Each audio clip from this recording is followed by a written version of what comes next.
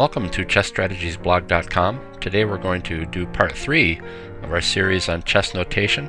Today we're going to play over an entire game, so I hope you enjoy it.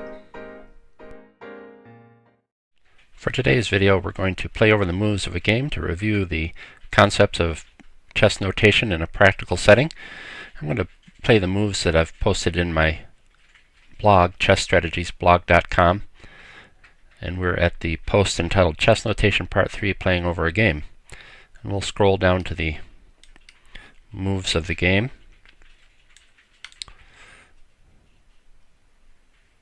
And open the chessboard. This opening is the Caro-Kann exchange variation. And it begins with 1 e4.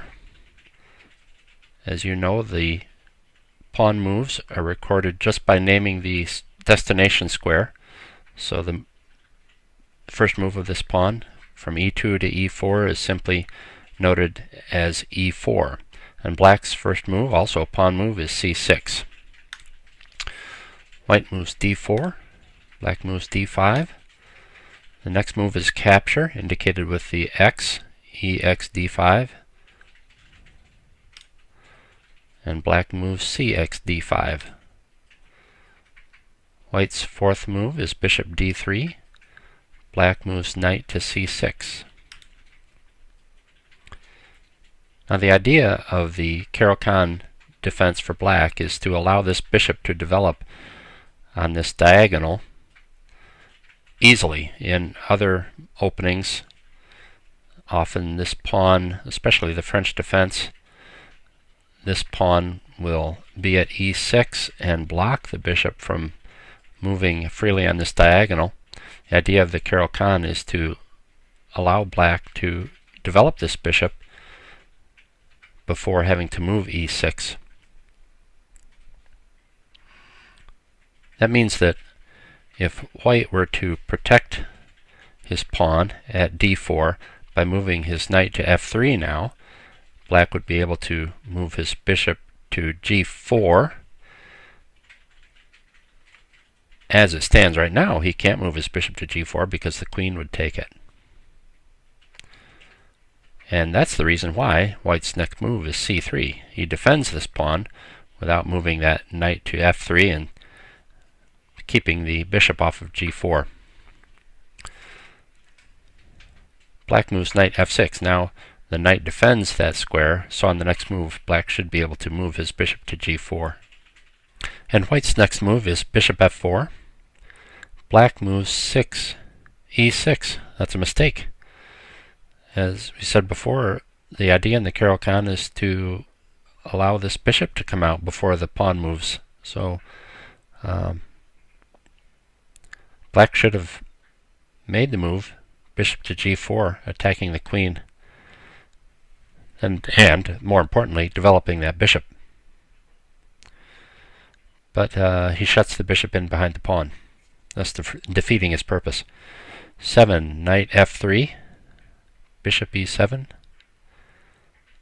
White plays castles. Black plays a5. White plays knight b d2. Notice both knights could go to d2, and the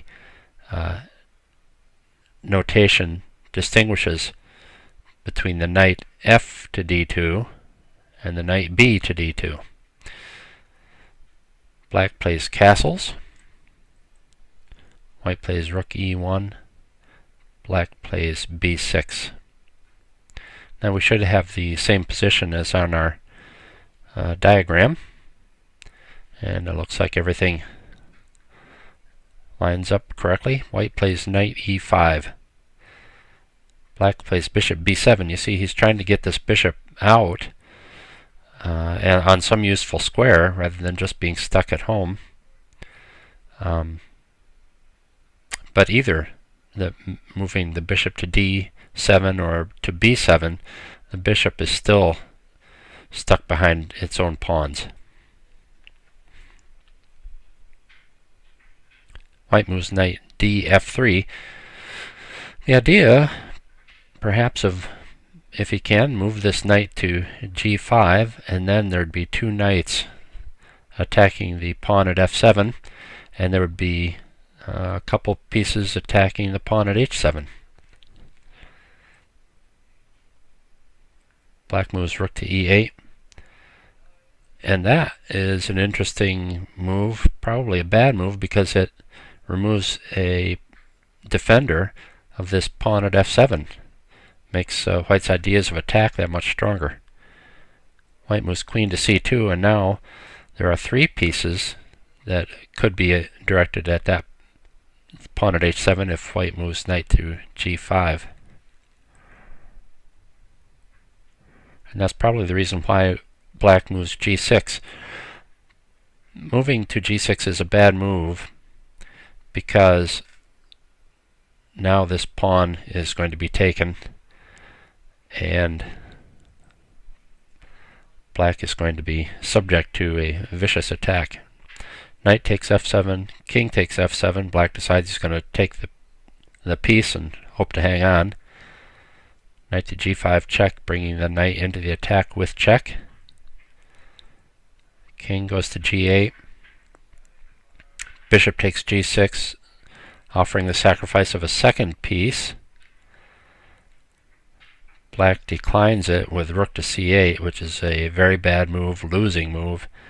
And White plays bishop takes h7 check, and Black resigns.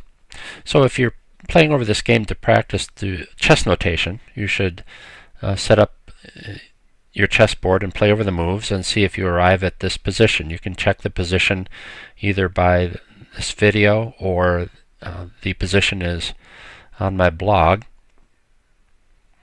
And secondly, you should try to work out why Black resigned here. Let me just give you a hint.